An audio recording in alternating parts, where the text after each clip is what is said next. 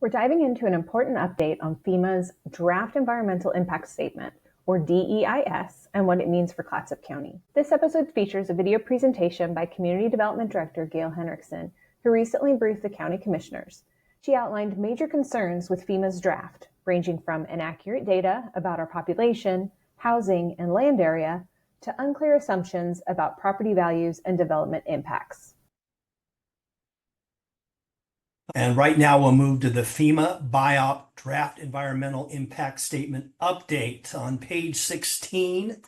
And Gail Henrikson, our Community Development Director, will turn it over to you. Thank you, Gail. Yes, thank you, Chair and Commissioners. I'm here today to give you just kind of an update of the information that's been included in the environmental impact statement. And I really just want to take this time to raise some of the high-level major issues that staff has identified so far. So just to give a little bit of a background, on August 22nd, 2025, FEMA released the draft EIS for public comment. Our comments are due back on October 6th of this year. The draft EIS or DEIS looks at three different alternatives. One is a no action alternative, which assumes that the National Flood Insurance Program remains in place as it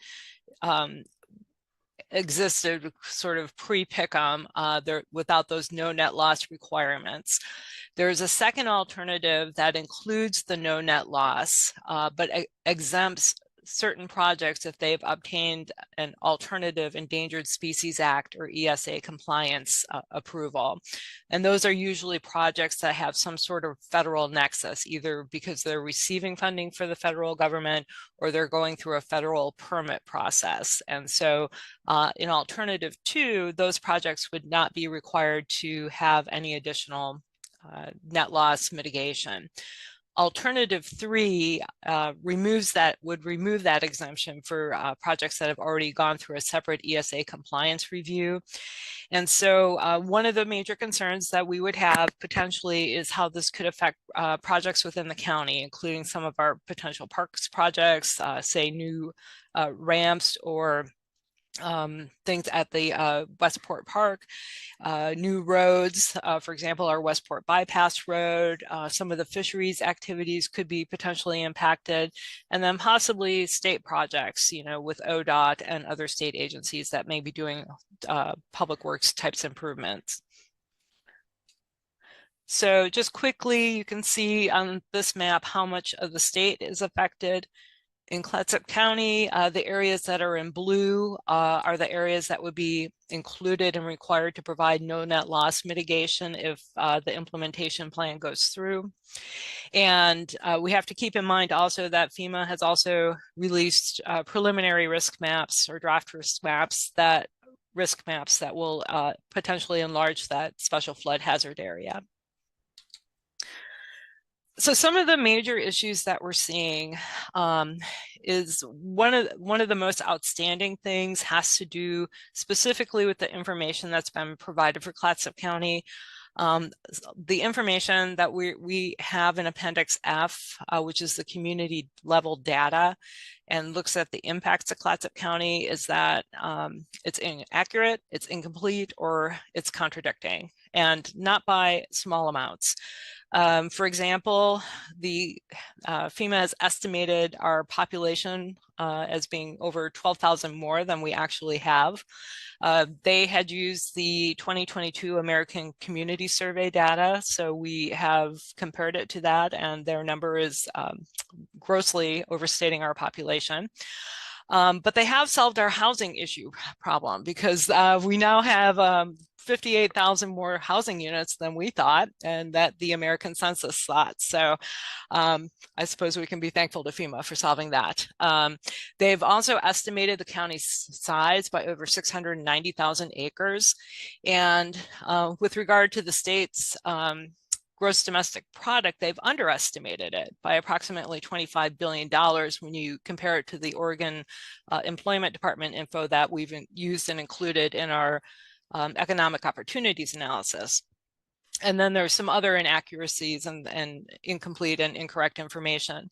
But what is really the result of that is by having such grossly incorrect data is that the impacts to the county and potentially other jurisdictions, we haven't reviewed everybody's data, it skews the potential impacts, because if you're underestimating the impacts because you've overestimated the number of housing units, but now you've compared it to, it decreases your percentage. So if I say I've got 100,000 units and I've only got 50,000 units, my impacts are lessened by 50% by overestimating the number of housing units I have. In some cases, the potential impacts aren't even estimated at all because it's stated in the DEIS that they can't find the data on the source that they use, but I did check this morning and that data is there. So I think for planning staff, that's probably by far one of our top concerns, is that it's just so wildly inaccurate. So GIS staff is actually going through our data in that table and putting together correct numbers. We didn't have it completed in time for your presentation this morning, but there are some very significant inaccuracies there. So that's our first really major concern. There is a concern that a lot of what's put forth in the DEIS has been premised on some assumptions that in our minds are not fully explained or perhaps as well documented as they could be. And there's a couple of examples there, you know, in the assessment of significant impacts and beneficial impacts, there's an underlying assumption that there's going to be an increase in property values for owners who own land within the special flood hazard area. And from our perspective, it's a bit unclear how that happens and how you get increased tax revenues when you are potentially having communities adopt a set of policies that will severely restrict what can be done, or is going to increase the cost of what can be done to develop your property to the point where development's not going to occur. So I think that is something that is not fully explained or fleshed out enough to be used to support the conclusions in the DEIS.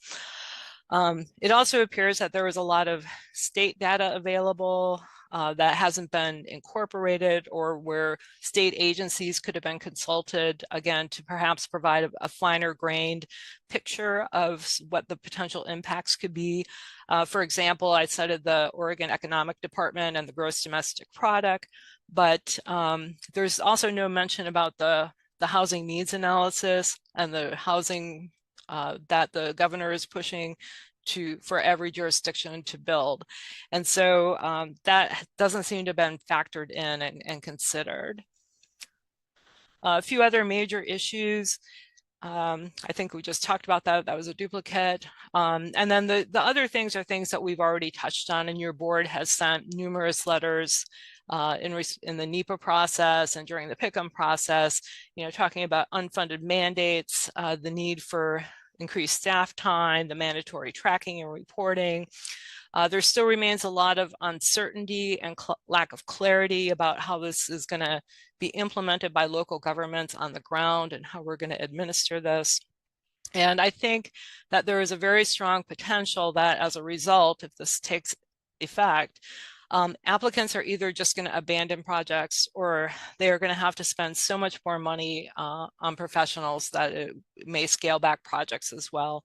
But there will be a lot more expense for applicants in the future if this moves forward.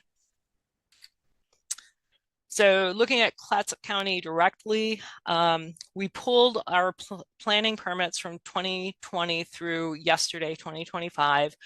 We have issued 118 floodplain development permits, which is just about 5.5% of all the planning permits that are issued. Included in those 118 floodplain development permits, there were 21 new dwelling units, 16 new commercial or industrial developments that totaled over 53,000 square feet of space with a job value of over $2.2 million. So that was the construction cost building work for those projects. So, you know, in the overall scheme of the entire state, maybe it's not that much, but in the overall scheme of Clatsop County, that's a very significant, I think, amount of money. And all of those 16 new commercial industrial developments were in the Miles Crossing Jeffers Garden area. So a huge impact for that particular rural community. Just a couple of examples to really show how this could affect development on the ground. This is a mini warehouse facility that was proposed out in Miles Crossing. They're in the permitting process right now. Had these requirements been in place at the time they submitted for their permits, they would have been required to provide over 152,000 cubic feet of compensatory storage. They would have had to provide a new impervious area of 360 square feet. When you talk about compensatory storage, it's basically a way, it's an equal offset, or in this case, 1.5 to 1 offset. So this proposal had almost 34,000 square feet of buildings proposed. In return, they would have had to remove over 152 cubic feet of area to create compensatory storage. And it's more than just digging a hole in the ground and removing that much dirt. You have to put the dirt somewhere else. You have to make sure that your compensatory storage allows fish to get into it during a flood event and then be able to get out of it after the flood event is over. So there's going to be some engineering design that may have to go into that. So there's a lot of additional costs that could occur as a result of these requirements. This is an example at the Cannon Beach Junction. This is Divine Grounds. They just put up a new coffee kiosk. They went from 157 square foot building to 420 square foot building. If they had done this under the rules that are proposed, they would have been required to have almost 640 cubic feet of compensatory storage because they're in the floodway. And then just one final example, this is a new duplex that came in Jeffers Gardens. The footprint of the building itself is just under 2,300 square feet. However, their compensatory storage would have been calculated at over 20,000 cubic feet for their mitigation, plus an over 2,000 square feet of new pervious area that they would have had to provide somewhere else. So these are very real and specific and significant impacts that are going to occur if this moves forward as proposed. So just to give you an idea of where we are in the process, staff is going to be completing its review of the draft EIS by the end of this week. We're going to be sending a draft letter with the comments and issues that we've identified to the county manager's office next week. And then with additional input and direction from your board, those comments will get submitted to FEMA if your board so chooses by the October 6, 2025 deadline. After October 6th, the timeline becomes less clear. We know that after October 6th, FEMA could move forward and develop the final environmental impact statement, pick their preferred alternatives from the 3 I talked about earlier, and then issue a record of decision. Once that decision is released, then FEMA will send us a letter notifying us of that. And then within 8 months, we would have to choose, your board would have to choose one of the 4 pathways to change our ordinances or create new rules to meet these no net loss requirements. And that pathway or combination of pathways would have to be completed within 18 months.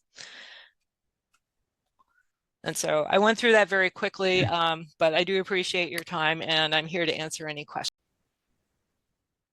Thank you very much, Gail. This is an excellent presentation. I hope we can share it out widely, and your major issues that you highlighted in those couple of slides perfectly outline what our strong opposition to this needs to be and needs to include. And I think this has been such a sloppy rollout of what they have been trying to do. You highlighted all the inaccuracies, but also the timelines that they first identified in which communities had to identify a pick'em and go forward with. I mean, this has been an absolute mess, and that's why there's litigation filed. I hope it's successful, but I also think we need to push back strongly with our comments and encourage others to do the same. What happens next? Clatsop County will finish reviewing FEMA's draft EIS and send formal comments by the October 6th deadline. After that, FEMA will choose its preferred approach and issue a final decision. Local governments will then have to decide how to comply and adopt new rules within the next couple of years. For now, the most important step is public input. If you live, work, or own property in Clatsop County, your voice matters. Learn more, explore the glossary, and consider submitting comments before October 6th. Together, we can make sure FEMA understands the real impacts these changes could have on our community.